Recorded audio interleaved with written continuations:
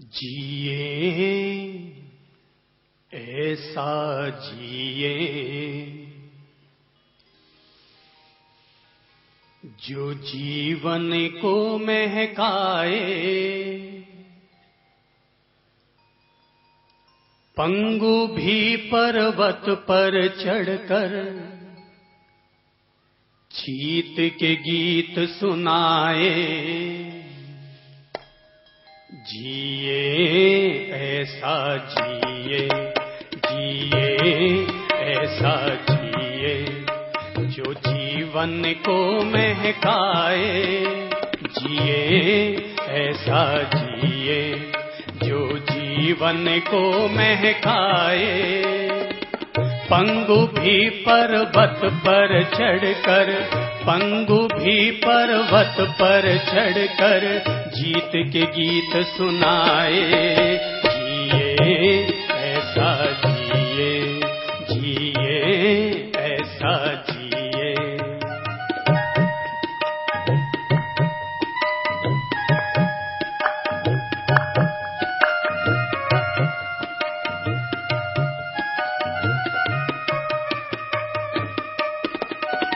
जीवन कितना सुंदर है, चलता फिरता मधुवन है।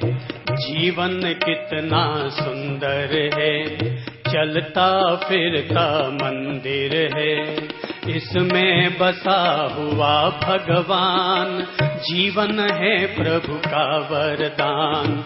इसमें बसा हुआ भगवान, जीवन है प्रभु का वरदान। जीवन को हम धन्य करें, आनंद उत्सव वर्ण करें। जीवन को हम धन्य करें, आनंद उत्सव वर्ण करें। जीवन को हम इंद्रधनुष सा, जीवन को हम इंद्रधनुष सा सुंदर सरस बनाए। जिए ऐसा जिए जो जीवन को महकाए। जिए ऐसा जिए जो जीवन को महकाए। पंगु भी पर्वत पर चढ़कर, पंगु भी पर्वत पर चढ़कर जीत के गीत सुनाए।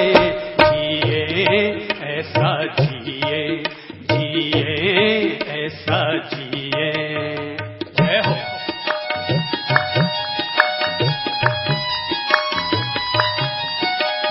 फिर से दशहरा मैदान को चेतन कर लेते हैं। जीवन में हम जोश भरे, अपने सपने पूर्ण करें। जीवन में हम जोश भरे, अपने सपने पूर्ण करें। साथ मिले तो ले सबका, नहीं मिले तो गम किसका। साथ मिले तो ले सबका, नहीं मिले तो गम किसका। अर्जुन में बेहद दम है, एकलव्य भी कहाँ कम है। अर्जुन में बेहद दम है, एकलव्य भी कहाँ कम है। हम भी दिल में लक्ष्य बसाकर, हम भी दिल में लक्ष्य बसाकर जीवन सफल बनाए। जिए ऐसा जिए, जिए ऐसा जिए जो जीवन को महकाए। पंगु भी पर्वत पर चढ़कर, पंगु भी पर्वत पर चढ़कर जीत के गीत सुनाए। जिए ऐसा जिए, जिए ऐसा जिए। जय हो।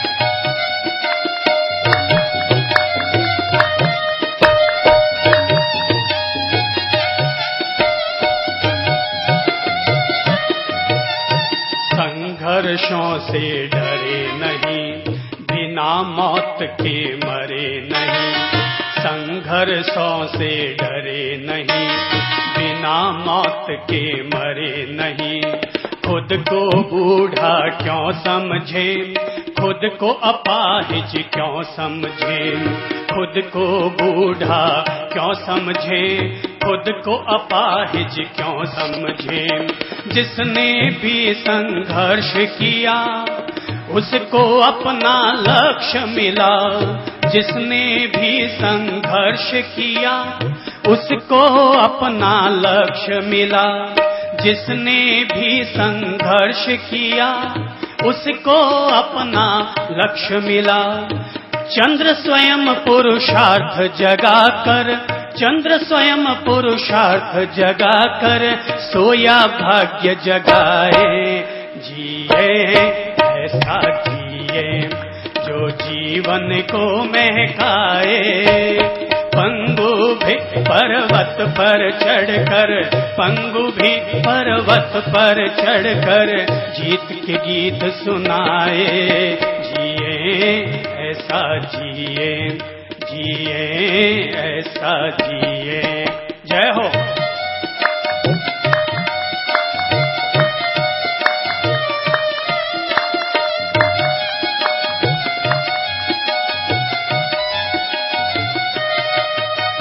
संघर्षों से डरे नहीं, बिना मौत के मरे नहीं, संघर्षों से डरे नहीं। सब गा लें, गुनगुना लें, ठेठ दिल से नाभि से गा लें।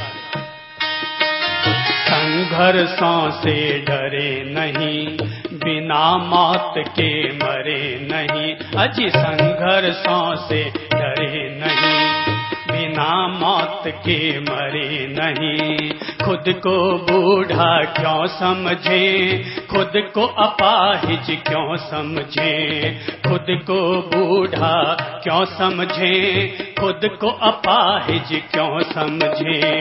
जिसने भी संघर्ष किया उसको अपना लक्ष्य मिला, जिसने भी संघर्ष किया उसको अपना लक्ष्य मिला। चंद्र स्वयं पुरुषार्थ जगा कर, चंद्र स्वयं पुरुषार्थ जगा कर सोया भाग्य जगाए। जिए ऐसा जिए जो जीवन को महकाए,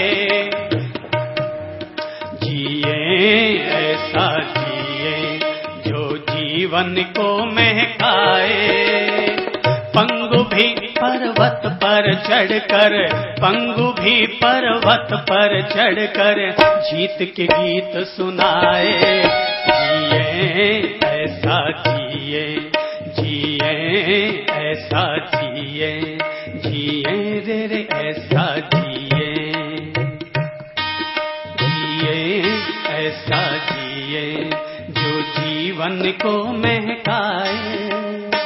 पंगु भी पर्वत पर चढ़कर जीत के गीत सुनाए।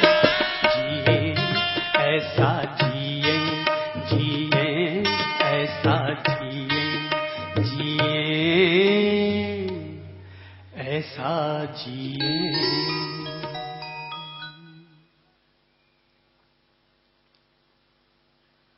जीवन को इस तरह जिए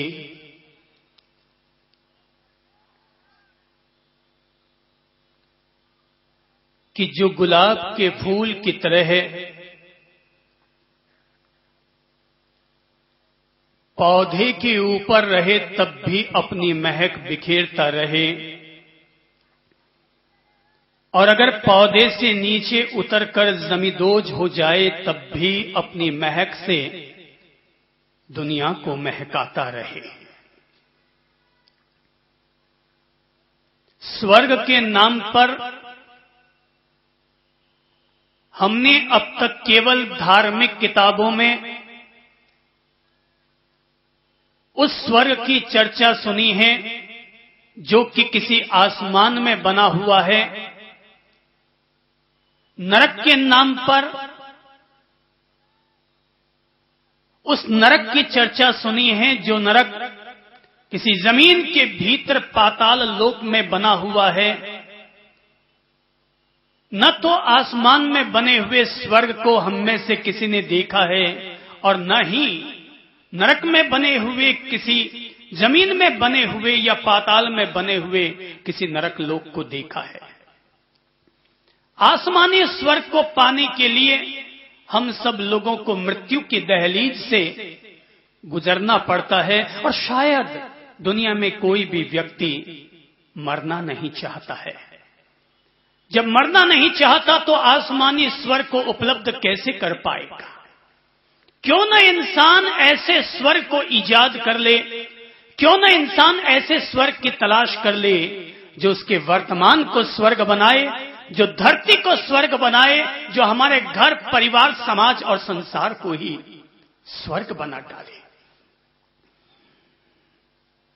वे स्वर्ग दुनिया की धार्मिक किताबों में लिखे हैं। जिन स्वर्गों को पाने के लिए हमें बहुत कुछ करना पड़ता है, लेकिन संसार को और घर परिवार को स्वर्ग बनाने के लिए हमें कोई बहुत ज्यादा कुछ नहीं करना पड़ेगा। केवल अपनी सोच और अपनी दृष्टि को थोड़ा सा उदारवादी, थोड़ा सा रचनात्मक, थोड़ा सा सकारात्मक बनाना होगा।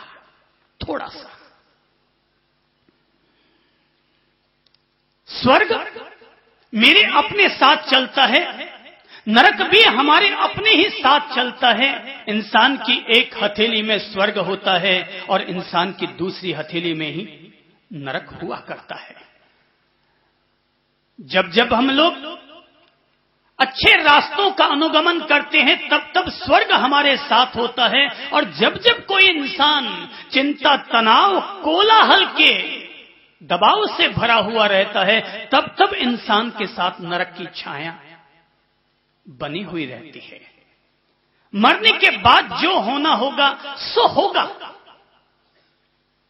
अरे हर कोई इंसान यही समझ लेता है भी जिए हैं, जीते हैं तब तक शान से जिएंगे, मर जाएंगे, मरने के बाद जो होना होगा सो होगा। जब मरने के बाद की हमें चिंता ही नहीं है तो फिर क्यों ना हम अपने वर्तमान को, वर्तमान जीवन को ही जन्नत बनाने का थोड़ा सा पुरुषार्थ और थोड़ा सा उपक्रम फिर से स्थापित कर लेते हैं। मेरी ये दृढ़ आस्था है कि मरने के बाद स्वर्ग उन्हीं लोगों को मिला करता है जो लोग जीते जी अपने जीवन को स्वर्ग बना लेते हैं, लेकिन जो लोग अपने वर्तमान जीवन को ही चिंता में, तनाव में, क्रोध में, अवसाद में, डिप्रेशन से भरा हुआ रखते हैं।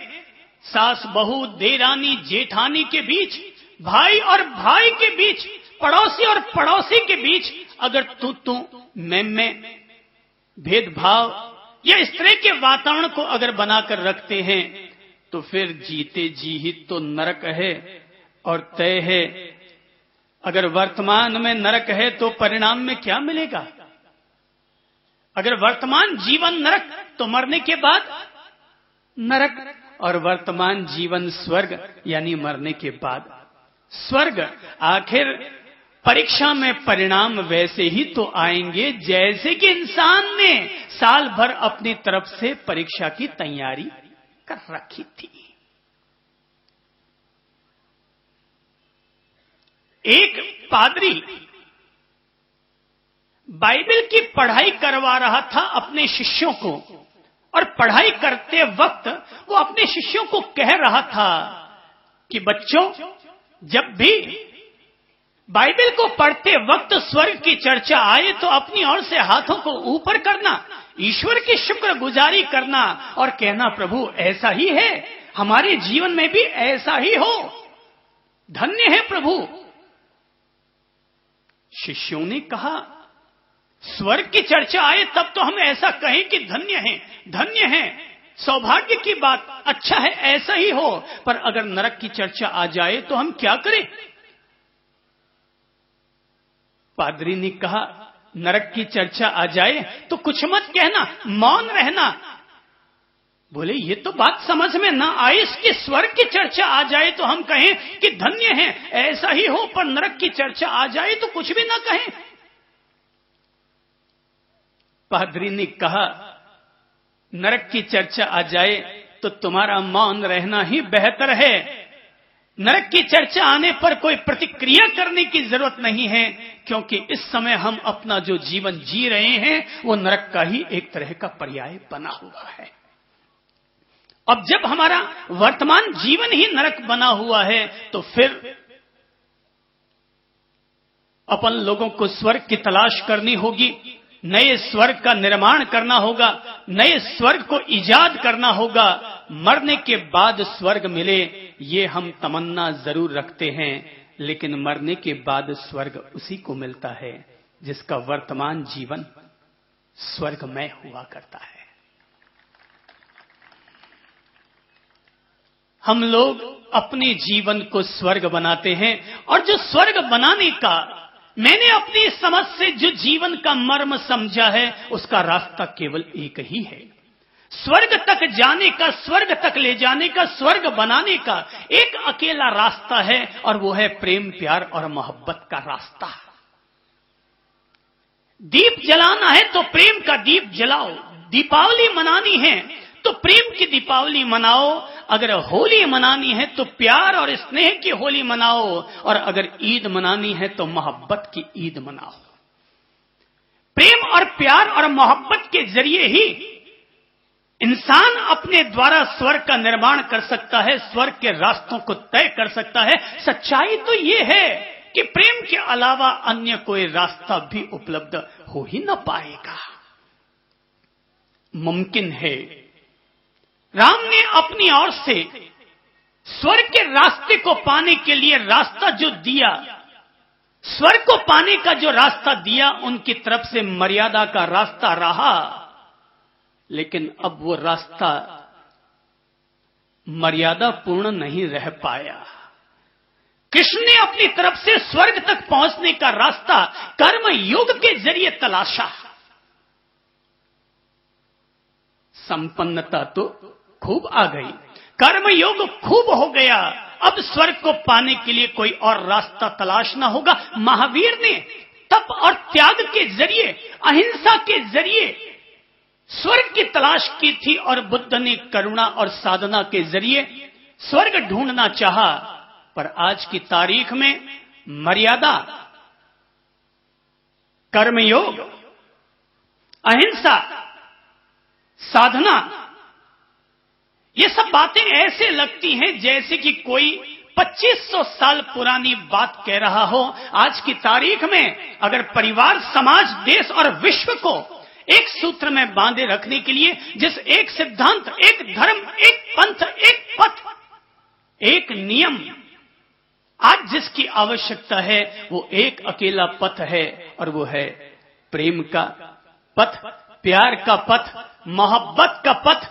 फिर चाहे मदर डे मनाओ, चाहे राखी का त्योहार मनाओ, चाहे ईद मनाओ और चाहे दीपावली मनाओ, चाहे होली मनाओ, हर पर्व की पूर्णाहुति तभी होती है जब व्यक्ति रामा श्यामा करते हुए, जय जिनेन्द्र करते हुए प्रेम पूर्वक एक दूसरे को गले लगा लेता है।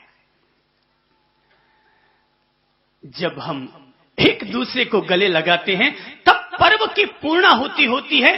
पापा केवल इतना ही न करवाता रहे कि हमेशा अपने बेटे के हाथों से अपने पांवों पर प्रणाम करवाता रहे। अरे पापा कभी 2 कदम आगे बढ़कर अपने बेटे को गले लगाने का, प्रेम को इजहार करने का दिव्य भाव भी समर्पित करे। हे ईश्वर, तुम केवल क्या हम लोगों से अपनी पूजा ही करवाते रहोगे?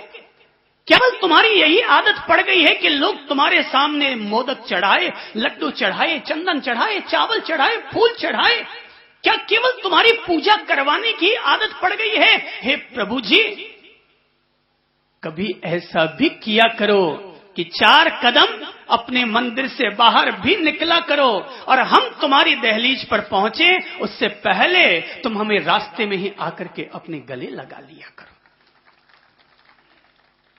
हम तो प्रणाम कर देंगे, हम तो पूजा कर देंगे, लेकिन जिस प्रेम की चाहत में हम तुम्हारी पूजा करते हैं, केवल उसकी 2 घूंट हे प्रभु तू हमें पिला देना, केवल उसकी 2 घूंट हमें पिला देना। प्रेम है तो दुनिया है, प्रेम नहीं तो दुनिया में जीना भी भारभूत हो जाता है। अगर आप में से कोई व्यक्ति संपन्न हो, अगर आप में से कोई भी व्यक्ति अगर संपन्न हो, चलिए मैं एक ऐसे व्यक्ति को खड़ा कर देता हूं जिस व्यक्ति ने मुझसे कहा था कि अगर आप इंदौर में कॉलेज बनाते हैं तो 51 लाख रुपया मैं अपनी तरफ से दूंगा। मैं उस व्यक्ति को खड़ा कर देता हूं। कटारिया जी जरा खड़े होइए। तो जरा एक बात बताइए, मेरी समझ से अगर आपने कहा है कि 51 लाख रुपया मैं दे दूंगा अगर आप कॉलेज बनाते हैं तो मैं उम्मीद रखता हूं कि आपके पास भगवान ने मेहरबानी अच्छी कर रखी होगी, खूब अच्छा पैसा होगा, जमीन जायदाद होंगे, तभी कोई व्यक्ति आगे बढ़कर ऐसा कह सकता है। पर जरा मुझे एक बात बताइए कि आपके पास खूब पैसा है, खूब जमीनें, खूब जायदाद है, पर बाप बेटों के बीच में, भाई बहनों के बीच में, पति पत्नी के बीच में अगर प्रेम नहीं है तो जरा मुझे बताइए आप उस पैसे का क्या करेंगे? क्या जीने की इच्छा होगी? क्या घर में रहने की इच्छा होगी? क्या इच्छा होगी? आप प्रेम पहले चाहेंगे कि पैसा पहले चाहेंगे? क्या चाहेंगे? प्रेम पहले चाहेंगे। बस विराज जाइए। ये केवल एक संपन्न व्यक्ति की प्रतिक्रिया करवाने के हिसाब से कहा कि अगर एक संपन्न व्यक्ति है वो भी ये चाहेगा पहले इंसान को प्रेम प्रेम प्रेम। जिस इंसान के जीवन में प्रेम है उस व्यक्ति के जीवन में भक्ति अपने आप होती है। जिस व्यक्ति के जीवन में प्रेम होता है करुणा अपने आप जगती है। प्रेम है तो प्रणाम करने के भाव भी पैदा होंगे, प्रेम है तो सासू की सेवा की इच्छा होगी, और अगर प्रेम नहीं है तो जैसे गलियों में कुत्ते आपस में लड़ते और झगड़ते रहते हैं वैसे ही अगर प्रेम नहीं होगा तो भाई भाई और देरानी जेठानी भी ऐसे ही लड़ेंगे और झगड़ेंगे। प्रेम ही पूजा है, प्रेम ही प्रणाम है, प्रेम ही प्रसाद है और प्रेम ही आशीर्वाद है। सारे मार्ग जिस एक तत्व में आकर मिल जाते हैं वो एक अकेला तत्व प्रेम है। प्रेम में जहां हीर रांझा और लैला मजनू की विरह व्यथा है वहीं प्रेम में नेमी और राजुल की वैराग्य कथा भी छिपी है। वहीं प्रेम में कृष्ण और सुदामा की दोस्ती भी छिपी हुई है। वहीं प्रेम में गिरधर और मीरा, किसी गिरधारी और राधा की रासलीलाएं भी इसी प्रेम में छिपी हैं। आज अगर दुनिया को किसी चीज की जरूरत है तो मेरी समझ से वो एक अकेली चीज की जरूरत है और वो है प्रेम। घर में चाहिए प्रेम, देरानी जेठानी के बीच में क्या चाहिए? प्रेम। हीरे की चूड़ियां दोनों के पास है मगर एक चीज नहीं है और वो प्रेम का हीरा नहीं है। हीरे की चूड़ियां तो दोनों के पास है। हर किसी महिला के नाक में हीरे का, नाक में क्या पहनते हैं क्या बोलते हैं? नाक में जो हीरा पहनते हैं, आज सारी महिलाओं के नाक में हीरा जरूर होगा मगर नाक के भीतर जो सांसें चल रही उन सांसों में प्रेम नहीं है। तो हीरे तुम्ही को शोभा देंगे पर सांसों में अगर प्रेम नहीं है तो इन हीरों को चाट चाट के भी क्या करेंगे? अगर प्रेम है तो गरीबी भी झेल ली जाती है और प्रेम नहीं है तो अमीरी भी हमें काटने लगती है। अमीरी भी हमें काटने लगती है। जी हां, ये प्रेम है। सबसे ऊंची प्रेम सगाई। दुनिया में सबसे बड़ी सगाई कौन सी है? प्रेम की सगाई सबसे बड़ी सगाई है। और प्रेम अगर टूट जाए तो साल चाहे 2 बीते चाहे 20 कभी भी तलाकनामा हो सकता है। एक ही चीज चाहिए और वो है सबसे ऊंची प्रेम सगाई। ये प्रेम की ताकत है कि प्रेम के चलते भगवान जी दुर्योधन के घर का मेवा छोड़ देते हैं और विदुर के घर में जाकर के साग सब्जी से रोटी प्रेम से खा लेते हैं। प्रेम से खा लेते हैं। जी हां, ये प्रेम की ही ताकत है कि जिसके चलते भगवान जी कहते हैं कि औरों को तुम राजसूय यज्ञ में चाहे जो आतिथ्य सत्कार का मौका दे दो, लेकिन हे पांडवों अगर तुम मुझे कोई मौका देना चाहते हो तो केवल एक मौका दो कि इस यज्ञ मंडप में जितने भी ब्राह्मण पुरुष आए उन सबके पांव धोने का मौका मुझे दो और सबकी झूठी पत्तले उठाने का सौभाग्य मुझे दो। ये है भगवान का दिव्य प्रेम। ये भगवान का दिव्य प्रेम है कि जिसके चलते भगवान अपने ही साथी और सखा अर्जुन का रथ भी हाँकने को तैयार हो जाते हैं। जी हां, ये प्रेम है कि जिसके चलते भगवान जी बैकुंठ को छोड़ते हैं और धरती पर आकर के सखियों के साथ, गोपियों के साथ रास लीलाएं रचाने के लिए तैयार हो जाते हैं। सबसे ऊंची प्रेम सगाई ठाकुर जी के लिए, महावीर जी के लिए एक ही चीज चाहिए। महावीर जी को हमारा चावल नहीं चाहिए, भगवान जी को आपके सत्तू नहीं चाहिए, भगवान जी को आपके द्वारा चढ़ाए गए बहुत बड़े मांडने नहीं चाहिए। उन्हें तो केवल एक चीज चाहिए और वो है हृदय का प्रेम, आत्मा का प्रेम। अगर आप सासू से भी वो आत्मा का प्रेम करते हैं तो सासू से प्रेम करना भी भगवान से प्रेम करना कहलाएगा। अगर आप अपने बहू से भी प्रेम करते हैं तो बहू से प्रेम करना भी भगवान से ही प्रेम करना कहलाएगा। अरे लोग मंदिर में जाकर के माखन मिश्री चढ़ाते हैं। अगर आप अपने बच्चों से भी प्रेम करते हैं, सड़क चलते किसी दीन दुखी बच्चे के आंसुओं को भी पहुंचते हैं, तो ऐसा करना भी भगवान से ही प्रेम करना कहलाएगा। सबसे ऊंची प्रेम सगाई रे, सबसे ऊंची प्रेम सगाई रे, सबसे ऊंची प्रेम सगाई। सबसे ऊंची प्रेम सगाई रे, सबसे ऊंची प्रेम सगाई। जय हो।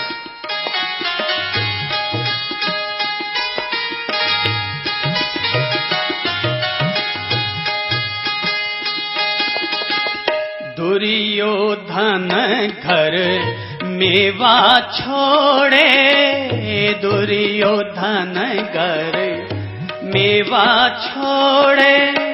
मैं चाहूंगा ये गीत डूब डूब के सुने, डूब डूब के गाएं, ताकि ठेठ हमारे दिल और आत्मा में प्रेम की तरंग पैदा हो सके। दुर्योधन घर मेवा छोड़े रे, दुर्योधन घर मेवा छोड़े, शाक विदुर घर खाई रे, सबसे ऊंची प्रेम सगाई रे, सबसे ऊंची प्रेम सगाई।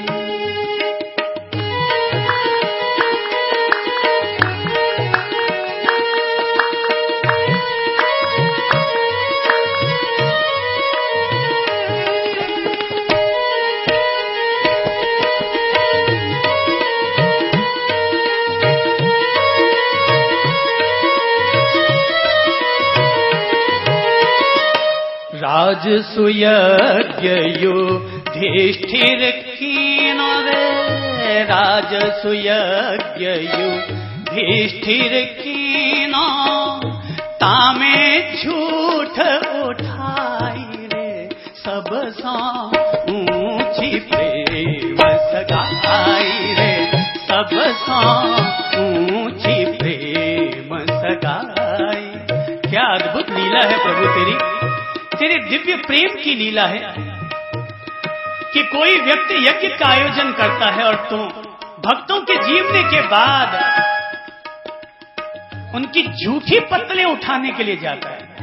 अद्भुत लीला है ये, प्रेम की लीला है।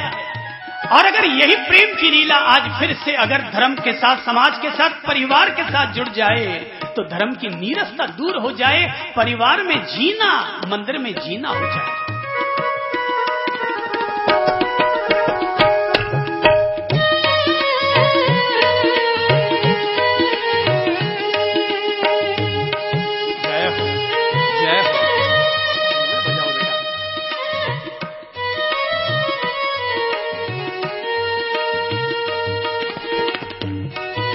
याद कीजिए, राम जी की झांकी को याद कीजिए कि जंगल में जा रहे हैं और शबरी इंतजारी कर रही है। एक एक फल चख रही है, टोकरी में रख रही है कि मेरे घर भगवान जी आएंगे। प्रेम, ये दिव्य प्रेम है कि व्यक्ति बेरों को चख चख के भगवान को चढ़ाता है। कहीं मेरे प्रभु जी के बेर खट्टे ना निकल जाएं, एक एक बेर चढ़ा रहा है। ये प्रेम है भाई, ये प्रेम, दिव्य प्रेम, यही भक्ति है, यही श्रद्धा है, यही पूजा है। झूठे फल शबरी के खाए, झूठे फल शबरी के खाए रे, झूठे फल शबरी के खाए, तामे स्वाद बताई रे, सब सा ऊंची प्रेम सगाई रे, सब सा ऊंची प्रेम सगाई।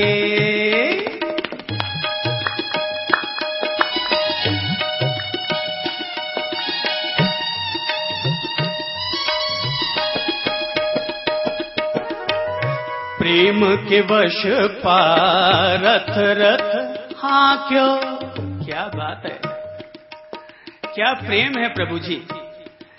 अरे जो प्रेम कभी भगवान जी और अर्जुन के बीच में हुआ था, काश वही प्रेम भाई और भाई के बीच में हो जाए। कि जैसे प्रभु जी ने अपने पारथ का रथ हाँक लिया था, वैसे ही अगर एक भाई अपने दूसरे भाई का भी रथ हाँक ले तो क्या आनंद आ जाए।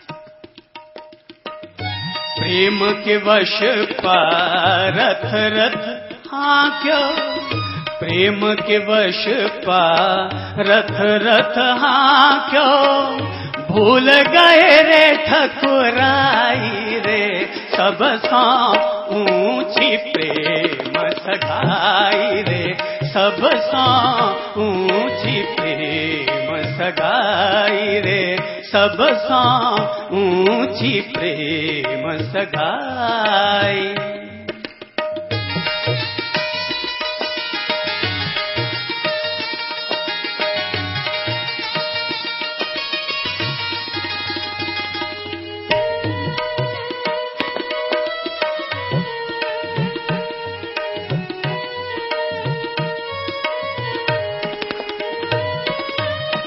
प्रेम के वश अवतार लियो प्रभु, प्रेम के वश अवतार लियो प्रभु, गोपियन रास रचाई रे, सब सा ऊंची प्रेम सगाई रे, सब सा ऊंची प्रेम सगाई रे, सब सा ऊंची प्रेम सगाई रे, सब सा ऊंची प्रेम सगाई रे, सब सा ऊंची प्रेम सगाई रे, सब सा ऊंची प्रेम सगाई।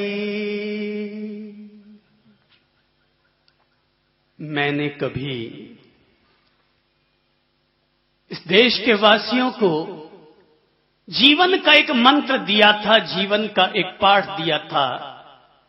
वो पाठ सारे विश्व में तो बोला जाता है, लेकिन हिंदुस्तान के लोग उस पाठ को बोलते हुए शर्म महसूस करते हैं। प्रेम बांटो, बांटना है तो प्रेम बांटो। लोग या तो बांटते हैं, भाई भाई को बांटते हैं, भाई प्रेम बांटो ना, प्रेम एक दूसरे को दो तो टूटे हुए भाई भी वापस जुड़ जाएंगे। दशहरा मैदान की प्रवचन माला ने शहर को क्या क्या दिया, ये तो सारा शहर बोलता है, लेकिन मैं कहना चाहूंगा दशहरा मैदान की प्रवचन माला ने उस पूरे शहर को प्रेम दिया है। प्रेम के दीप जलाए, प्रेम की होली खेलिए, प्रेम की दीपावली मनाई है। प्रेम बांटा है हमने यहां पर। तब तो तपस्या तो त्याग तो, तब तो भाई 12 महीने में 1 महीना किया जा सकता है, 2 महीना कर लो, सावन भादवा कर लो। त्याग करना है चौमासे के 4 महीना त्याग कर लोगे कि भाई जमी कंद छोड़ा, कि रात्रि भोजन छोड़ा, कि महीने में 1 दफा चतुर्दशी का उपवास कर लोगे। ये तप त्याग महीने भर जिए जा सकते हैं, 2 महीने जिए जा सकते हैं, जी सके और रात में भी जी सके। अगर ये संत लोग वैराग्य की भाषा जितनी बोलते हैं, अगर उसकी आधी भी अगर प्रेम की भाषा बोल देते तो हिंदुस्तान में धर्म के इतने टुकड़े नहीं होते। अगर ये संत लोग यहां मंचों पर बैठ करके जितनी भगवान जी की भागवत कथाएं करते हैं, अगर भागवत कथाएं करने की बजाय अगर प्रेम की कथाएं कर लेते तो आज जो भाई भाई इतने टूट गए हैं, चूल्हे चूल्हे जो अलग हो गए हैं, वो अब तक अलग नहीं होते। और घर घर में बिना रामायण जी को पढ़े रामायण जी हमेशा अपने आप चरितार्थ रहती। प्रेम बांटो, प्रेम दो, गले लगाओ, संकोच मत खाओ। बहू को कभी कभी गले भी लगाना सीखो, बेटे को कभी कभी गले लगाना भी सीखो। कभी कभी बहू को भी कुल्फी लाके खिलाया करो। कभी कभी पोती के लिए भी, जैसे दोहिती के लिए आप 5 स्टार चॉकलेट लाके देते हैं, वैसे पोती के लिए भी कभी कभी मंच लाके खिलाया करो। प्रेम तो भाई जितना बांटोगे उतना मिलेगा। आपने 2.5 रुपये की टॉफी लाके पोती को दी, अगले दिन आपकी थाली में खीर की कटोरी आ गई। आपकी थाली में खीर की कटोरी आ गई, इसलिए आ गई क्योंकि आपने प्रेम बांटा, तो वापस प्रेम आपके पास लौटकर आ गया। खीर की कटोरी आना भी प्रेम का प्रतीक है, और पोती के नाम पर चॉकलेट बांटना भी, वो भी प्रेम का प्रतीक है। बांटो, खूब बांटो। एक बात तय है, मैं तो देखिए बांटता हूं। क्यों बांटता हूं? क्योंकि मुझे जीवन की कुछ समझ आई हुई है, और समझ ये आई हुई है, मेरे दादाजी ने जितना माल इकट्ठा किया छोड़ के चले गए, मेरे बाप ने इकट्ठा किया वो भी छोड़ के चले गए, मैं भी इकट्ठा करूंगा, छोड़ के चला जाऊंगा। जब जाना ही छोड़ के जाना है तो पैसा क्यों छोड़ के जाऊं? जब छोड़ के जाना है तो अपनी यादें छोड़ के जाऊं ना। जब छोड़ के जाना है तो यादें छोड़ के जाऊं, प्रेम भरी यादें छोड़कर जाऊं। पैसा छोड़कर जाऊंगा तो 4 लोग बांट बूटा के खत्म कर देंगे, पर प्यार भरी यादें छोड़कर जाऊंगा तो पूरी दुनिया याद रखेगी, पूरी दुनिया याद रखेगी। बांटो। अरे दूसरों में नहीं बढ़ता कोई बात नहीं, अपने पोते पोतियों में प्रेम बांटो, किसी को बांटो, बांटो तो सही। अरे 4 लोग तो याद करने वाले रहे। अरे तब ये ना हो, लोग कहते हैं साहब हमारे दादाजी गुजर गए ना, तो मरने से पहले वो कह के गए थे कोई मेरे पीछे रोना मत, इसलिए कोई नहीं रोया। तो यार कोई रोना कहने से और नहीं कहने से आता है क्या? कि मैंने मना कर दिया रोना मत तो तुम नहीं रोए, और मैं नहीं कह के गया तो तुम रोते रहे। तो इसका मतलब ये भी डुप्लीकेसी है, ये रोना धोना भी, इसमें भी कोई ड्रामा छिपा हुआ है। आंसू तो अपने आप आते हैं।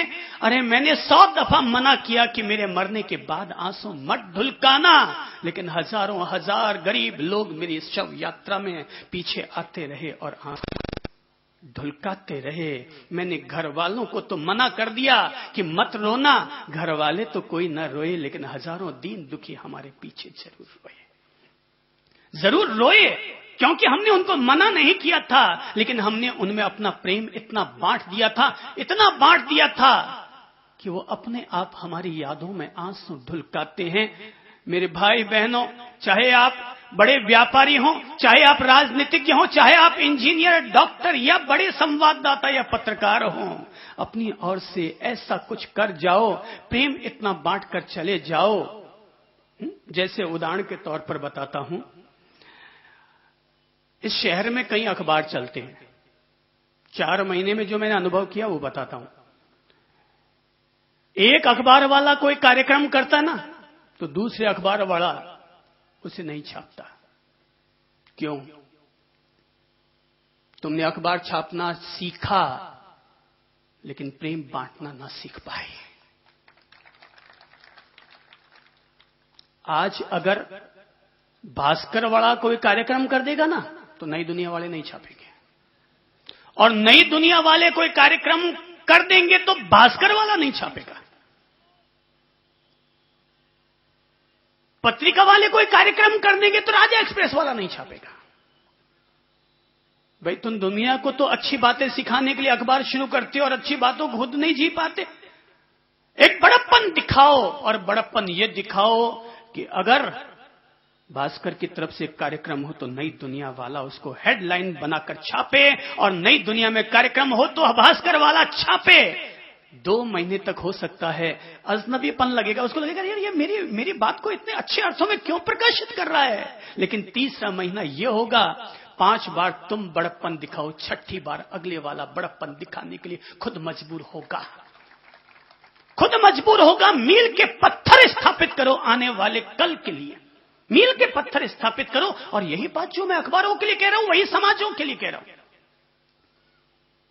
मुझे एक बात ने बहुत प्रभावित किया, और प्रभावित ये किया, यहां हजारों लोग आए, 36 कौम के लोग आए, वो सब अलग बात है, लेकिन एक बात ने मुझे प्रभावित किया, और प्रभावित ये किया, इस शहर में जितने दिगंबर जैन मुनियों ने चातुर्मास किया है, जितने दिगंबर जैन मुनियों ने चातुर्मास किया है, मैं साधुवाद दूंगा, शायद हमारे यहां आने वाले यात्रियों में उन दिगंबर मुनियों ने अपनी तरफ से अपने वहां आने वाले श्रावकों को प्रेरित किया कि अगर तुम लोगों को सुनना है तो उनको जाकर सुनो, हमारी बातें तो बाद में भी सुन लेना, हमारी बातें तो बाद में भी सुन लेना, वहां जाकर के सुन के आओ, तुम्हें वहां पर वो चीज मिलेगी जो चीज हम लोग नहीं दे पा रहे हैं। मैं इसे प्रेम की उदारता कहता हूं, मैं इसे अनेकांत कहता हूं, मैं इसे सच्चे महावीर का धर्म कहता हूं, कि जहां हम एक दूसरे के लिए आगे बढ़ते हैं, एक दूसरे को गले लगाते हैं।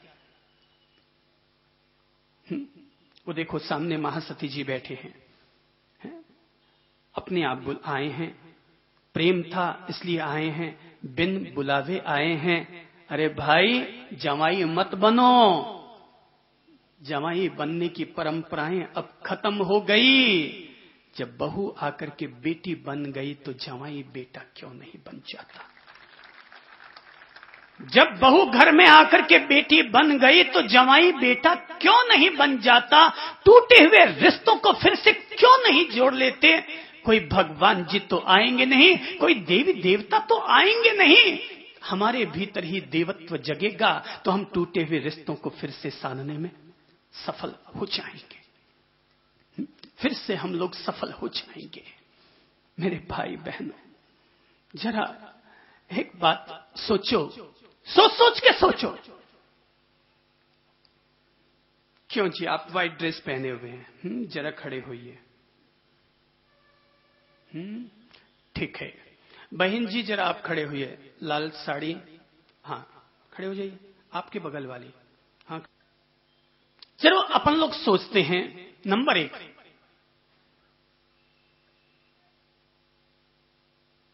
आपके एक भाई है, आपके एक पड़ोसी है, आपके एक दोस्त है, और एक अनाथालय में रहने वाला एक लड़का है। कितने हो गए? कुल कितने हुए ये लोग? एक आपका भाई, नंबर 1, नंबर 2 आपका पड़ोसी, नंबर 3 आपका दोस्त, और नंबर 4 अनाथालय में रहने वाला एक लड़का। अब जरा मुझे बताइए कि आप सबसे पहला प्रेम किसको करना चाहेंगे? प्रेम हमें क्या कहता है कि सबसे पहले प्रेम किससे होना चाहिए?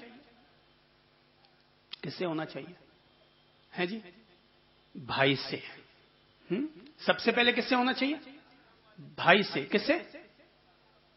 किससे? खड़े होइए तो, हैं? खड़े हो जाओ ना, शर्म आती है क्या? शोले का डायलॉग याद रखना चाहिए, जो डर गया सो अनाथालय के बच्चे से। ठीक है, आप भी खड़े रहिए, हैं? खड़े रहिए। मैं प्रवचन थोड़ी दे रहा हूं, मैं तो अपने लोगों के बीच में बैठकर कुछ जीवन के पाठ पढ़ रहा हूं। बहन जी एक बात बताइए, आपके साथ 4 लोगों को खड़ा करता हूं। नंबर 1 आपकी सासू मां, नंबर 2 आपकी एक बूढ़ी पड़ोसन, नंबर 3 सड़क पर चलती हुई एक बूढ़ी महिला, नंबर 4 वृद्धाश्रम में रहने वाली एक महिला। जरा आप मुझे बताइए कि आप अपने प्रेम का पहला पात्र किसे बनाना चाहेंगे? कौन होना चाहिए?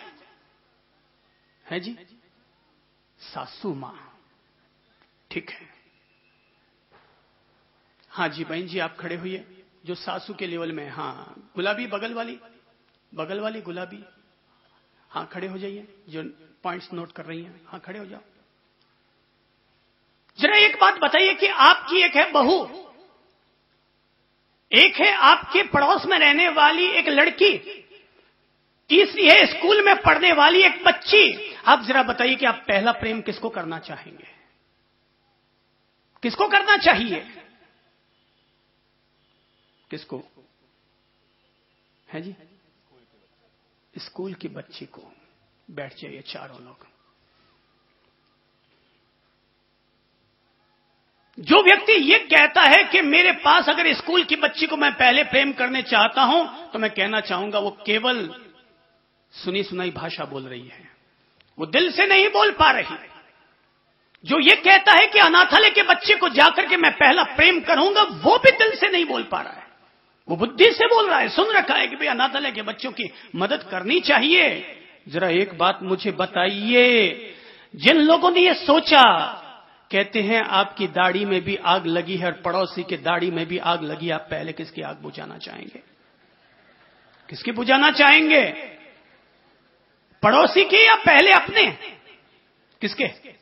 पहले अपने। बस भाई, मैं प्रेम की यही तो पहली सौगात आपको देना चाहूंगा। मैं कहना चाहूंगा कि अनाथालय के बच्चे से प्रेम करो, स्कूल में पढ़ने वाले बच्चे की फीस जमा करवाओ, लेकिन क्रम नंबर 1, पहली मदद किसको? जो तुम्हारा सगा भाई है उसको। नंबर 2, अगर फिर भी हम मदद कर सकते हैं तो मदद करो, पड़ोसी की मदद करो।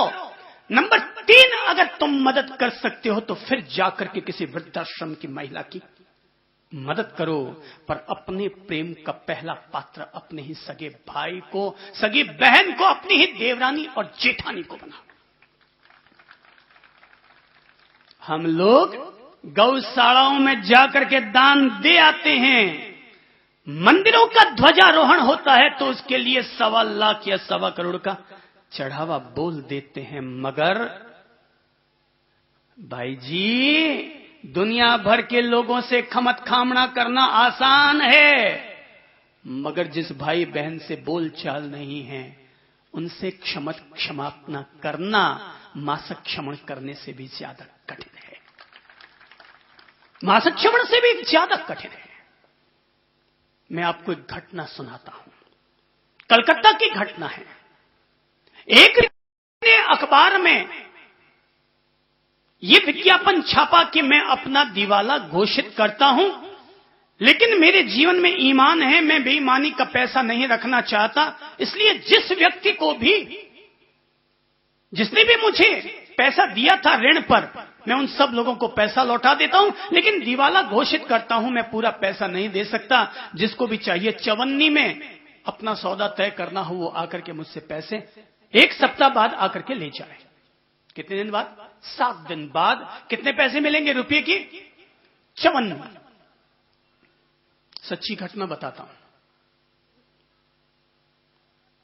लोगों ने सोचा यार, भागते चोर के झींटे भी अगर पकड़ लो तो भी अच्छा है।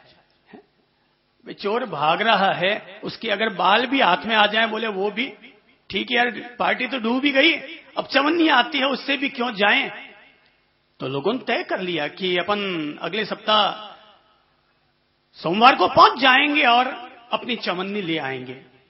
लेकिन 2 दिन के बाद ही स्वयं वो व्यक्ति भी देख करके चौंक पड़ा कि किसी ने विज्ञापन छाप दिया, और विज्ञापन ये था कि अमुक व्यक्ति के जिससे भी लेनदारी है, वो व्यक्ति कल सुबह है उसी की ऑफिस में आकर के सारा पूरा पेमेंट ले जाए, पूरा का पूरा सारा पेमेंट ले जाए। वो भी आदमी चौंका, यार कौन आदमी आया जो मेरा सारा पेमेंट देने को तैयार हो रहा है। वो सुबह सुबह ही पहुंच गया, ऑफिस में जाके बैठा हुआ था कि इतने में ही देखा 10:30 बजे उसका सौतेला भाई सूटकेस भर करके रुपयों का लेकर के ऑफिस में पहुंचा हुआ है। वो देख करके चौंक पड़ा, भाई तुम? बोले भाई, अगर भाई के काम ना आया तो कैसा भाई? भाई अगर भाई के काम ना आया तो कैसा भाई? अरे तुम्हारी इमेज क्या मेरी इमेज नहीं है? मैं सौतेला भाई हुआ तो क्या हुआ? तुम अगर मुझे याद कर लेते, क्या मैं तुम्हारी इमेज रखने के लिए अपनी ओर से 50 लाख कुर्बान नहीं कर सकता था? तुम्हारा पिता, मेरा पिता, पिता तो एक ही है, मां जुदी हुई तो क्या हुआ? बड़ा भाई खड़ा हुआ, सौतेले भाई को गले लगा दिया और ये कहा कि दुनिया में रामायण हुई कि नहीं हुई मैं नहीं जानता, लेकिन तू मेरा छोटा भाई राम जी के रूप में उभर कर आया और तूने मेरी लाज रख दी। और उस भाई ने पूरे कलकत्ता वाले जो भी उसके लेनदारिये थे उसको 100% ब्याज सहित सबको पैसा दिया। न केवल पैसा दिया वरन अपने उस सौतेले बड़े भाई को वापस पांव पर खड़ा कर दिया। भाई ये है प्रेम और ये है धर्म, और इस तरीके से बनता है व्यक्ति का घर, परिवार, समाज, स्वर्ग। मैं एक और घटना कहता हूं, और ये घटना है, हमारे एक बहुत साहित्य प्रेमी हैं, और ये घटना है जोधपुर की। व्यक्ति का नाम है सुरेश जी राठी, माहेश्वरी व्यक्ति हैं। तो एक दफा हम उनके घर पर थे, तो बड़ी आलीशान कोठी बनी हुई है, सुंदर भव्य। तो मैंने ऐसे ही कह दिया, भाई आपने कोठी तो बड़ी जोरदार बनाई है, शानदार कोठी बनी है। वो कहने लगे साहब इस कोठी के पीछे भी एक कहानी है। मैंने पूछा क्या कहानी है? तो बोले कि साहब मेरे बड़े भाई ने मकान बनाया, ये कोठी मेरे बड़े भाई ने बनाई। बड़े भाई का नाम है आनंद जी राठी, जो कि शेयर मार्केट के चेयरमैन रहे हुए हैं, ऑल इंडिया के सेबी के, सेबी है क्या है, शेयर मार्केट के क्या बोलते हैं, कंपनी का नाम क्या होता है, ये शेयर मार्केट के ऑल इंडिया के अध्यक्ष रहे हुए हैं। तो उन्होंने, जोधपुर के थे वो, तो उन्होंने अपने लेवल के हिसाब से बड़ी शानदार कोठी बनाई। मकान का उद्घाटन था, 4000 से 5000 लोगों का खाना था। तो बोले मैं भी बॉम्बे से आया था गृह प्रवेश पर, मैंने मकान में कदम रखा तो मैंने कहा भाई यार तूने कोठी बड़ी जोरदार बनाई है, मुझे तो बड़ी पसंद आ गई। मैंने भाई से कहा कि भैया आपने कोठी तो बड़ी जोरदार बनाई है, मुझे तो मजा आ गया, पसंद आ गई। भाई ने पूछा अच्छा तो तुझे पसंद आ गई? बोले कि हाँ साहब मुझे तो पसंद आ गई। आप सुनकर ताज्जुब करेंगे, वो व्यक्ति सीधा घर के दरवाजे की तरफ आया, जिस गृह प्रवेश के लिए उसने ताला खोला था उसने उसी ताले की चाबी निकाली और गृह प्रवेश पर अपने छोटे भाई को चाबी का झुमका देते हुए कहा आज से ये घर तुम्हारा।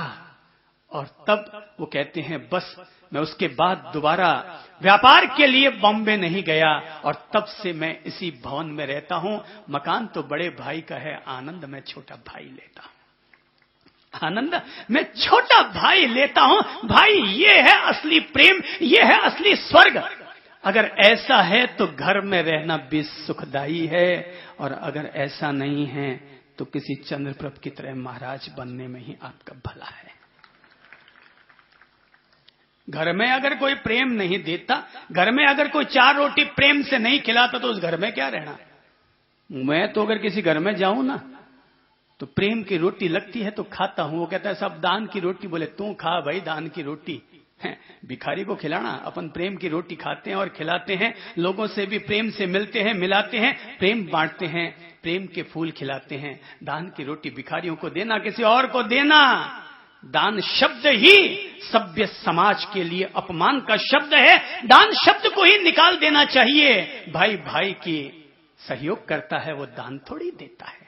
भाई भाई का सहयोग करता है, फिर चाहे कोई आम गरीब आदमी भी क्यों न हो। दान अनुदान नहीं, एक दूसरे की अपन हेल्प करते हैं, एक दूसरे को कंधे से कंधा मिलाते हैं और गिरते हुए को आगे बढ़ाते हैं, गिरते हुए को अपन लोग आगे बढ़ाते हैं। भाई भाई, जो भाई भाई का ना हुआ वो कैसा भाई। भाई भाई के बीच में प्रेम हो, इसलिए मैंने कहा कि अगर आपके पास एक भाई है, सोचो आप पहला पात्र किसे बनाएंगे। मेरे भाई बहनों, दुनिया से अपन सारे लोग खूब हंस खिल के बोलते हैं, खूब हंसा बड़े यूं गुलाब के फूल की तरह, लेकिन हर पति अपनी पत्नी के पास जाते हैं। मैंने कहा ना तूने अभी तक नहीं किया, अरे यार ये ज्यादा ये चाँच छू मत करो, थोड़ी सी अदब की भाषा जो दुनिया से बोलते हो अगर घर वालों से भी बोल लो तो आपका क्या घट जाएगा। जो बात हम लोग तैश में आकर बोलते हैं, अगर वही बात हम लोग प्रेम से बोलना सीख जाएं तो फिर घाटा ही किस बात का। प्रेम प्रेम करो भाई, भाई भाई से प्रेम करो, भाई बहन के बीच में प्रेम हो जाए सास बहू के बीच में प्रेम हो जाए, सास और बहू बहुत पवित्र रिश्ता है ये। सास और बहू का रिश्ता बहुत पवित्र रिश्ता है। मां बेटी से भी बढ़कर के रिश्ता होता है। मां बेटी का रिश्ता तो फिर भी हो सकता है स्वार्थ का रिश्ता हो, लेकिन बहू और सास का रिश्ता तो भगवान के घर से बनाया हुआ वो रिश्ता है जो कि 25 साल के बाद बनता है, लेकिन जिंदगी भर अगर ये रिश्ता बना हुआ रह जाए तो सास और बहू के बीच में रिश्ता होना मां दुर्गा देवी और शिष्य के बीच में होने वाला रिश्ता है। ये पवित्र रिश्ता है। सास बड़प्पन रखे, सास बहू को प्रेम दे, प्रेम दे, प्रेम दे। बहू बहू बहू कहना छोड़ दो। अब जमाना चला गया सास बहू का जमाना। सास शब्द जैसे बिजली का खंबा होता है ना, बिजली के खंबे के ऊपर एक खोपड़ी लगी रहती है या खोपड़ी का चित्र लगा रहता है, उसके ऊपर क्या कर देते हैं? क्रॉस। मैं कहना चाहूंगा आप घर में जाए ना, आज एक तख्ती बनाइएगा, थोड़े से प्रयोग कीजिए। आज एक तख्ती बना लीजिएगा, चाहे कार्टून ले लीजिएगा, छोटा सा कार्टून का टुकड़ा, खुद को कार्टून मत बनाइएगा, एक कार्टून का टुकड़ा लीजिएगा और उस पर स्केच पेन से या मार्कर पेन से पहले लिखिएगा सास। क्या है? बिजली के खंभे ऊपर रखा हुआ यह खोपड़ी का चित्र। फिर नीचे लिखेगा बहू। ये भी है बिजली के खंभे पर रहने वाली खोपड़ी का चित्र। डेंजर। दोनों पर चलाइएगा लाल स्याही का पेन, लिखिएगा काली स्याही से। सास लिखा काली या ब्लू स्याही से, ऊपर से लाल स्याही से काट दीजिएगा। नीचे बहू भी काट दीजिएगा। इनको काटिएगा और इनके सामने नए 2 शब्द लिख दीजिएगा। एक है मां और नीचे दूसरा शब्द लिख दीजिएगा बेटी, और दोनों के आगे कर दीजिएगा टिक टिक। और घर के भीतर ले जाकर के ये तख्ती टांग दीजिएगा। मम्मी और बेटी, जरा अपनी बहू को प्यार से एक बार बिट्टू कह के देखो, आपकी बहू आपकी कितनी इज्जत और सेवा करेगी। प्यार बांटो, प्यार बांटो। जितना प्यार बांटोगे घर भी जन्नत बनेगा, संसार भी स्वर्ग होगा। खूब प्यार बांटो, और जब इन लोगों को अपने प्यार का पात्र बना लो तो फिर इंसानियत से प्रेम करना, फिर ईश्वर से प्रेम करना। तब ईश्वर से जब प्रेम करोगे तो आपका प्रेम तब सच्चा प्रेम होगा। इंसानियत से जब प्रेम करोगे तो सच्चा प्रेम होगा। जो भाई भाई को प्रेम न कर पाया वो किसी अनाथाश्रम के बच्चे को क्या प्रेम कर पाएगा? जो भाई भाई को प्रेम न कर पाया, अरे जो सास अपनी बहू को होली और दीपावली पर जाकर के साड़ी न दिला पाई, वो किसी स्कूल के बच्चे को जाकर के क्या ड्रेस दिला पाएगी?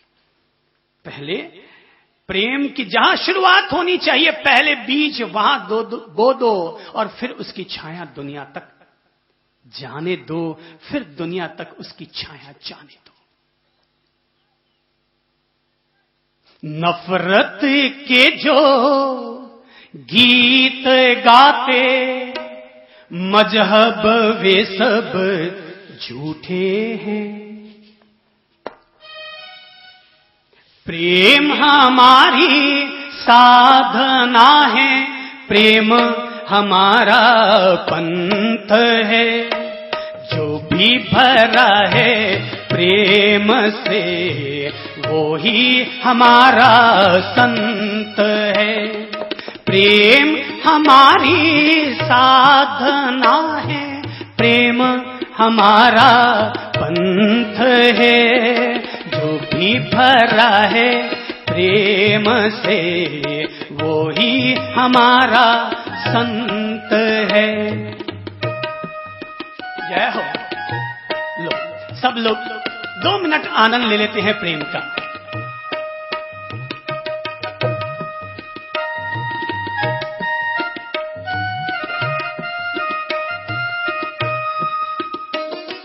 प्रेम मंदिर, प्रेम मूरत, प्रेम ही भगवान है।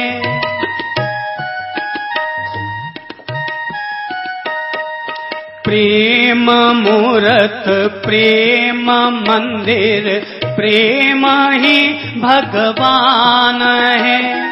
प्रेम के ही थाल में सब पूजा का सामान है, सब पूजा का सामान है। प्रेम दीपक प्रेम बाती, प्रेम दीपक प्रेम बाती, प्रेम हमारा मंत्र है। जो भी भरा है प्रेम से वो ही हमारा संत है। जय हो जय हो। भूल गए?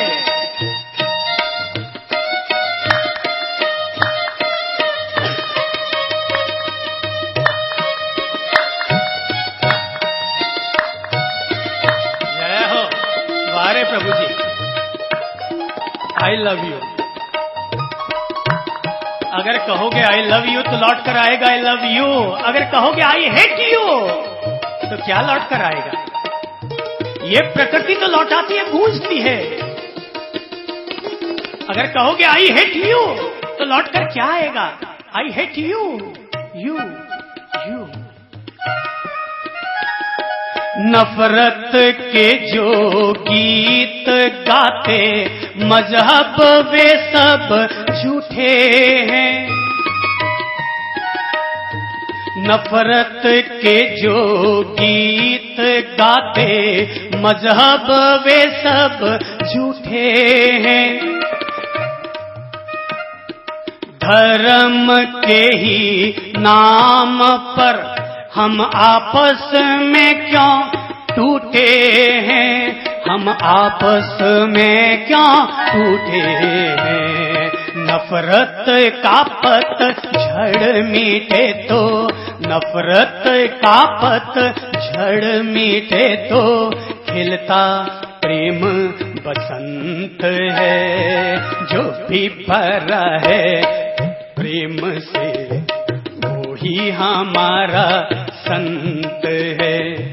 प्रेम हमारी साधना है, प्रेम हमारा पंथ है। जो भी भरा है, जो भी भरा है, जो भी भरा है प्रेम से वो ही हमारा संत है। वो ही हमारा संत है, वो ही हमारा। मेरे भाई, स्वयं को माचिस की तीली मत बनने दो कि थोड़ा सा घर्षण लगे, आग सुलग उठे। अपने आप को रसगुल्ला बनाओ, खुद भी खाओ तो आनंद मिले, दूसरों को खिलाओ तब भी आनंद मिले। आज थोड़ा 1 किलो दूध अपने साथ जाते समय घर लेते जाइएगा, टूटा फूटा ही सही, रसगुल्ला जरूर बना लीजिएगा। और रात का जब, आज सांझ का जब खाना खाएं तो एक रसगुल्ला जो आपके हाथ में हो पहले बेटे के मुंह में दीजिएगा, और बेटा अपने हाथ का रसगुल्ला पापा के मुंह में दीजिएगा। और इस तरह आज की रात को दीपावली का पर्व मनाइएगा। बहुत बहुत दिव्य प्रेम आप सब लोगों के लिए अमृत प्रेम है।